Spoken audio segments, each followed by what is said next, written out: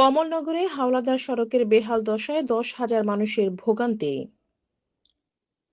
লক্ষ্মীপুরের কমলনগরে চরকাদিরা ইউনিয়নের 2 ও 5 নম্বর ওয়ার্ডের সংযোগস্থল ভুলুয়া ব্রিজ থেকে উত্তর দিকে আশ্রয়ণ প্রকল্পমুখী হাওলাদার সড়কটির দীর্ঘদিনের বেহাল দশায় চরম ভোগান্তিতে পড়েছেন প্রায় 10,000 মানুষ।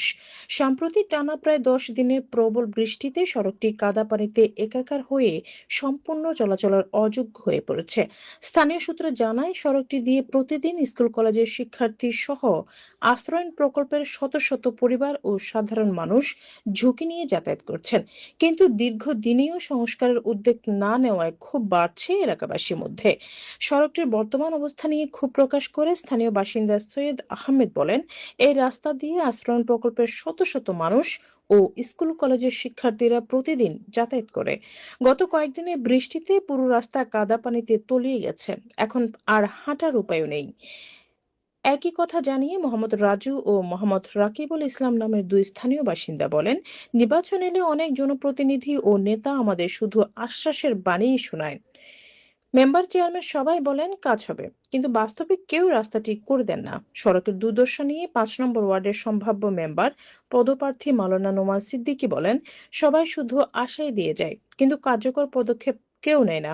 সাধারণ মানুষ ভোটে বিজয়ী করলে আমরা প্রথম অগ্রাধিকারমূলক কাজ হবে এই অবহেলিত হাওলাদার সড়কটি টেকসই পুনর্নির্মাণ নিশ্চিত করা।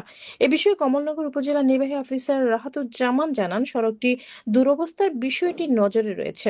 সামনের নতুন বাজেট এলে রাস্তাটি অগ্রাধিকার ভিত্তিতে সংস্কারের প্রয়োজনীয় ব্যবস্থা গ্রহণ করা হবে। এর মধ্যে এলাকাবাসীর প্রায় দাবি, শুষ্ক মৌসুম 300 আসার পরিবার আগে এবং বসবাস করে। বাজেট বরাদ্দের এই রোডের মাধ্যমে ছেলেপেলেরা, দ্রুত যেন বিশেষ করে সড়কটির যারা স্থায়ী ছোট সমাধান এখনো প্রাইমারি করা স্কুলে হয়। পড়ে বা হাই স্কুলে পড়ে, তারা আজ প্রায় 10 দিনের বৃষ্টির কারণে স্কুলে বা মাদ্রাসায় যেতে পারে না।